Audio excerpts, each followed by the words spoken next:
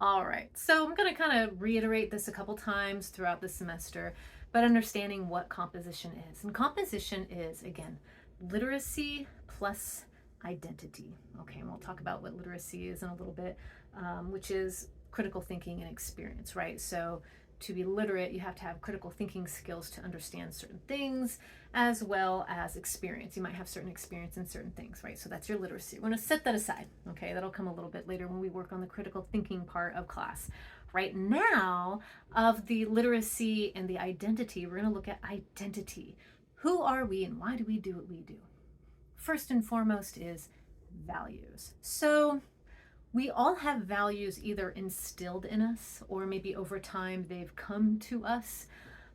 It is understood that at a very young age we have already developed a certain style of values or certain way of having values. So there's a lot behind it. But what we're going to do in class is this week we're going to focus on what are your values as of this moment.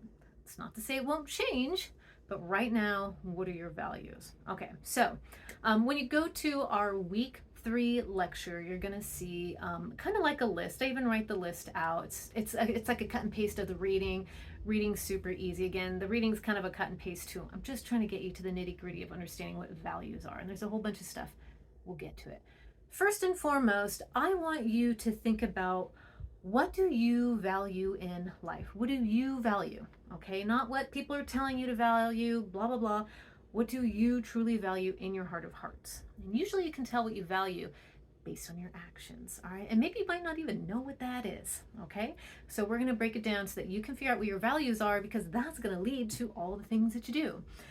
So for me, I guess you could say all kinds of different values, and it depends on maybe I guess how I'm feeling that year, that decade, or whatever, right? And sometimes they change, but sometimes they encompass the same thing. And I realize that my value is love, okay? And we'll talk about in a second. And that's one of the things on the list. And so I would like you on this list from our reading, I'd like you to pick maybe four or five values that when you see this list, and if there's something that's not on the list, you can throw it on there too. This is up to you. This is your identity. This is just a general idea to kind of get your little juices flowing, right? I mean, what do you value? Do you value achievement, friendship, wisdom, loyalty, obedience, diligence, security, creativity, privacy, public service? Challenges, traditions, integrity, meaningful work, time. What do you value? Okay. And I would really love it. And you can stop me and you could take a couple days, couple hours to figure out what your values are, right? It's up to you. But really sit and think based on that reading. What do you value? And you might be going, I don't know. I have no idea. I don't even want to do this. This takes time. You're going to hate this class because I'm going to require you to pause and to think. All right, that's part of our critical thinking, which, what do you know, is a part of composition. Okay, plus you're going to be using that later on in life. So think about your values. If you aren't sure what your values are, a really quick and easy way to try and figure out what your values are think about what irritates you, what drives you nuts, what is that thing that somebody will do. We're not talking about eating with their mouth full, maybe that's a thing, but maybe behaviors of others might really kind of have a physical or emotional reaction. Somebody lying to you, somebody lies to you and you have a absolute, you just want to lose your mind over it, right? Or they lie to you about lying, kind of thing. That right there, that physical reaction of somebody lying to you can tell you what your value is, and your value is honesty. You value honesty, all right? If say someone steals from you, takes something from you, right? That could be a couple different values. Maybe you value privacy. Someone broke into your car and stole your stuff, right? Like, all right, maybe you valued that item that was stolen. Maybe you value, I don't know. I could go on and on. Break it down and figure out what is it truly that means something to you in your life when it comes to actions, right? So if someone being honest to you, friendship, loyalty, maybe these are things that really mean a lot to you. Someone cheats on you and you're just like losing it. That could just tell you that loyalty is something that's really, big to you. That's a value of yours. Okay. 5. I just want 5 choices of whatever value you can think of, okay? Now, once you have these 5 different values, I want with each one of those values, so say honesty is one of your values, I want you to write, what does that value mean to you? Like if you're going to say honesty, what does that mean? Do you mean honesty in what? In friendship, in school, in church? I don't know, whatever. What do you mean by honesty? Give some details and define it. Define what honesty means to you. You can Google it if you need to. If you're like, well, I have an idea, I can't put it to words. If you need to Google, that's fine. I don't really care. But it's best if it comes from your heart, what you know honesty to be to you, or whatever that value is. You can choose how you want to define it, but just make sure that you really have a good understanding, because this is going to be the core of how we continue on with this class. All right, this is kind of it's a big week for us. Okay, just the best way that you can put what your value is, why you have that value, okay? And if you can, try maybe putting in like an order of maybe importance or something. Just kind of move them around, see which one really kind of sticks out to you most. Like if you really had to decide of these 5, which ones, are going to be like your top 3. Why do I say that? Because I want you to narrow it down to your top 3. Okay. The reason why I start with 5 is because if you're like me, like I like that and I like that, I want all the things. But in reality, let's hone it down to 3. And we'll get into the reason why in a little bit, but 3 things that you value that you're like, I can't give these 3 up. Okay. All right. So to understand values, we have to also understand that there's a couple different types of values. There's ideal values and then there's real values. Well, ideal values are, values that are right and good. And we'll talk about what right and good is in a little bit, right? So ideal values these are the right and the good values. These are the values. I hold them on high. These are great values. Then we have real values. Real values are values that are, again, good and right, but ones that you act upon. That's the caveat, right? You have these ideal values. Maybe you strive for them. The question is, do you act towards them? The real value. What do you really, truly do within your life? And that's really important, because you could claim that honesty is a real value of yours, but do you act on that honesty? Loyalty, you say, oh, I need loyalty in my life. I value that to my core. But are you loyal? I don't know, right? Here's the thing. It's okay if, as you start working through this, you start to recognize like, is that really my value? And some things kind of move around. Maybe what you thought you valued, maybe you're starting to question yourself. And that might happen within the hour. That might be within the semester. This is all a journey, right? And I just want you to constantly be mindful of, are you acting on these values? Okay. Let's talk really quick about good and bad. The problem with the word good or bad or right and wrong is it is subjective. Okay, it's subjective, meaning based or influenced on a person's feelings, maybe your taste, maybe your values, maybe your opinions. In other words, one person's good and bad is not another person's good and bad. Okay, we have to remember that, because your values, what you feel to be good and true and right and not wrong, doesn't necessarily apply to somebody else. And this is really important, especially in class, because, people might have a very strong view on what they hold to be true and right, but that might not be what someone else holds to be true and right. It's really hard in this world right now. We are very divisive, and it's weird because I bet you what you're thinking, you're like, oh yeah, this. And someone else is thinking, oh yeah, this. And you're totally, completely on different pages, but you're all talking about the same thing. Okay, so just keep that in mind. When you want to lean to one way or the other, there's another person leaning the opposite of where you're leaning. Okay, so in other words, again, you're good and you're bad. It's not someone else's good and bad. So we talk, there's going to be all kinds of different examples of, what someone's good and, bad might be. Like, transgender care. Some people will be like, oh, that's so terrible, and for this reason. Like, oh, but it's so good, and it's for this reason. Here's the thing. Those both can be true. They can both be true at the same time, because you're individuals. Here's the problem with that. One person's right or wrong might inflict the rights of someone else, right? Okay, so to say something is right or wrong, what your experience is not going to be someone else's experience, and you can't expect it to go hand in hand. So we just have to be mindful of that as we go forward, right? So again, just be mindful of the fact that your right and wrong does not necessarily apply to someone else's right and wrong. Okay, and this is hard. This is a very hard concept to get. I understand that some of you are going to be a little frustrated because you don't want to give up your right and wrong. You don't want to see someone else's wrong, what you think is wrong, to be right. And it is hard. I will say that in all my experience and all my work on this, it's hard. It's hard to be like, okay, I see your point of view. Okay. So let's give you a couple examples. Ones that, could potentially be frustrating for some people. Topic of abortion. Someone might hold a very strong belief that it is morally wrong and, don't partake in abortion. Like, it is wrong. That's someone's point of view. Someone else says, well, I find it necessary and it saved my livelihood, right?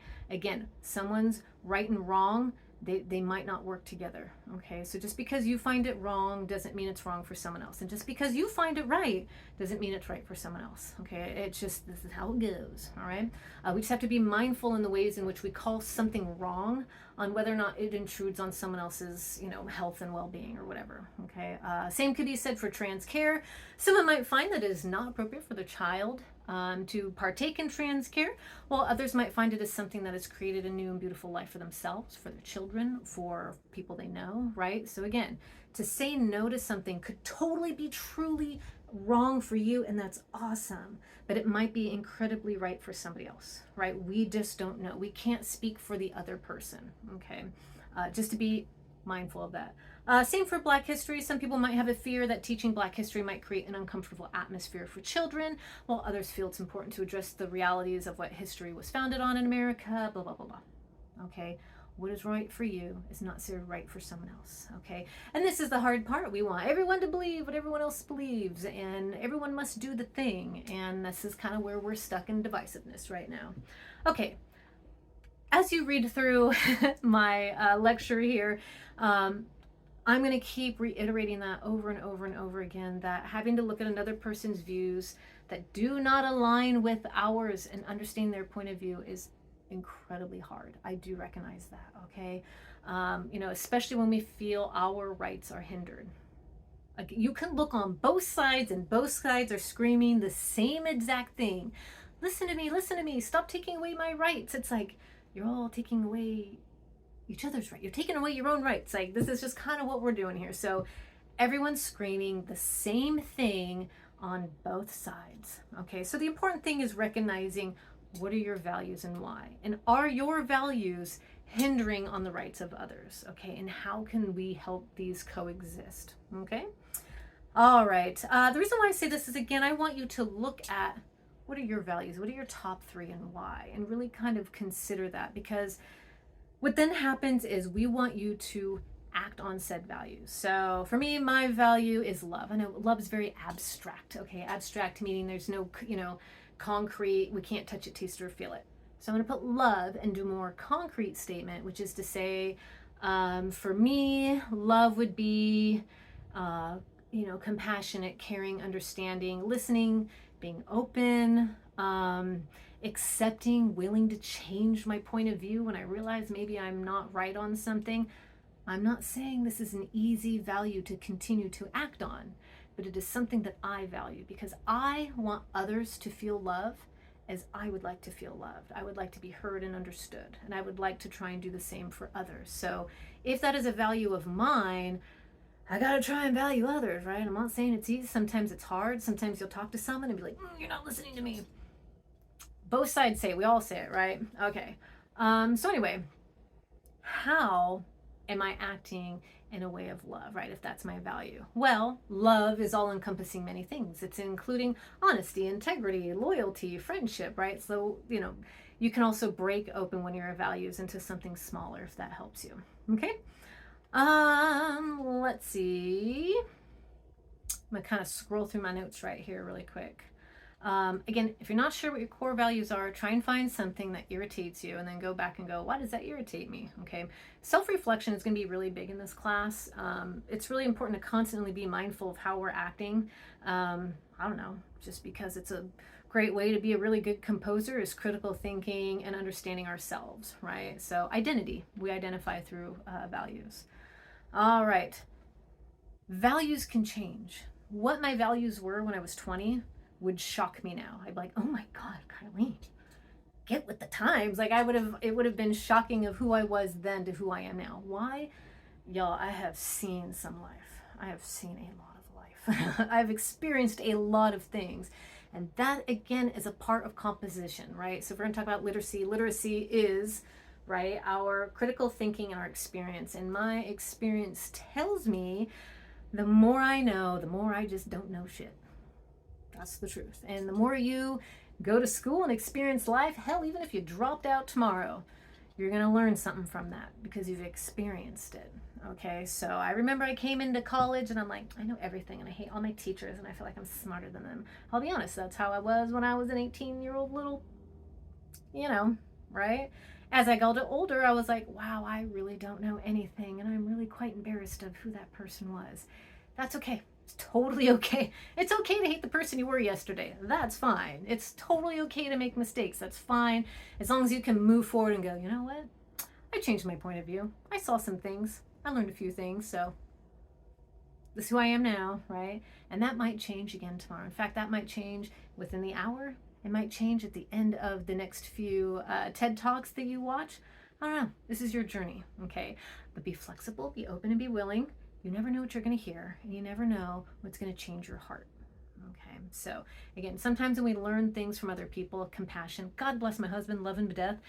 Unfortunately, sometimes he does not have very much compassion until it happens to him. He's like, oh, well, now I understand what you're going through. I'm sorry. I'm like, I'm glad that you had to go through that to learn, right? That's human nature. It's just how it is. So when you find yourself maybe not being compassionate, stop and go, why am I not being compassionate? Well, I just don't understand. Okay. Anyway, whatever. Okay. Again, I want you to take a look at a couple of the TED Talks that I'm going to give you. It's important just to be open to other people's values and understanding. It's not necessarily easy, but it is important, if that makes any sense to you. One of the things that stands out to me in the core values as your inner compass, the thing that I would argue against, I would definitely argue, is surrounding yourself by only people who have like-minded values. Here's the problem with that. When you do that, then for one, you kind of rob yourself of experiences, for one, and understanding and compassion.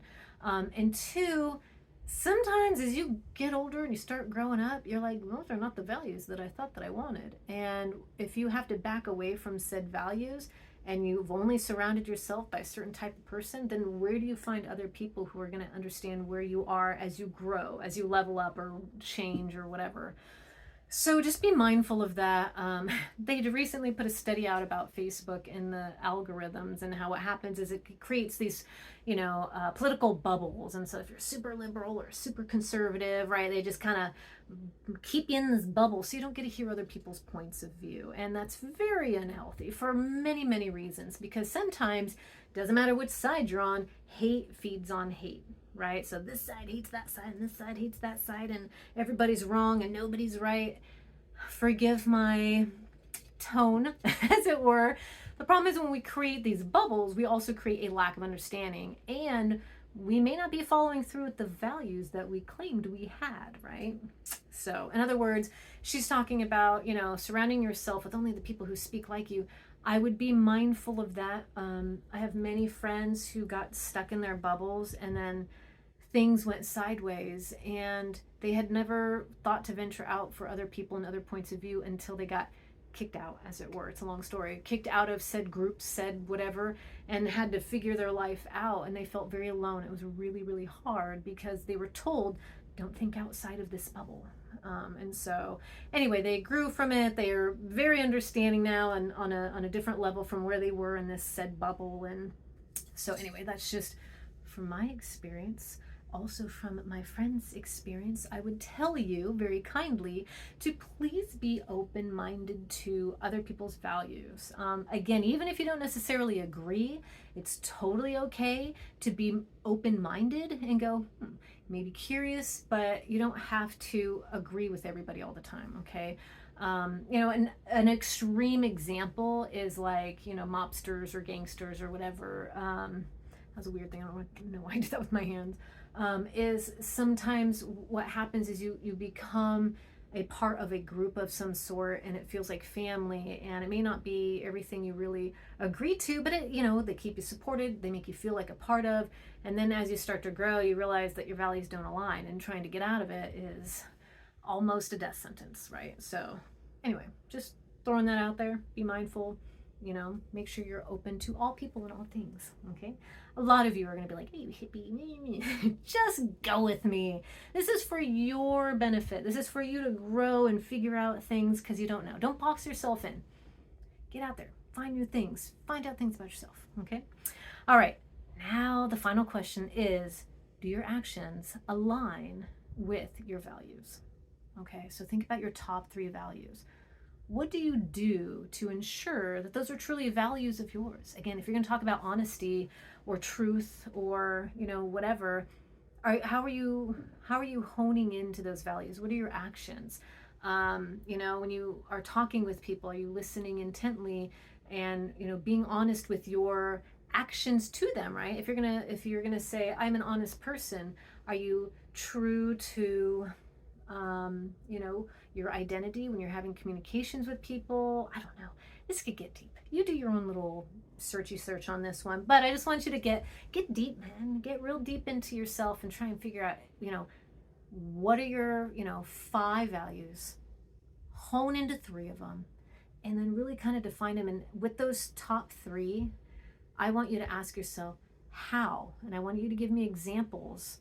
How are you taking action to those top 3 values? What is it that you do every day in life, or as often as you can, or when the situation arises? How are you applying those values? What are your actions really truly saying? So, all right. Anyway, just consider your daily life, how you interact with friends, neighbors, co-workers. Do those values change depending on the groups that you're in? Because that might be something too to consider looking at.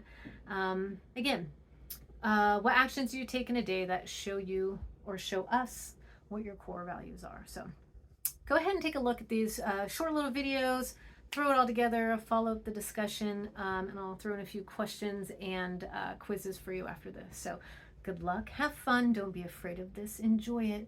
This is all about you finding out who you are. Okay.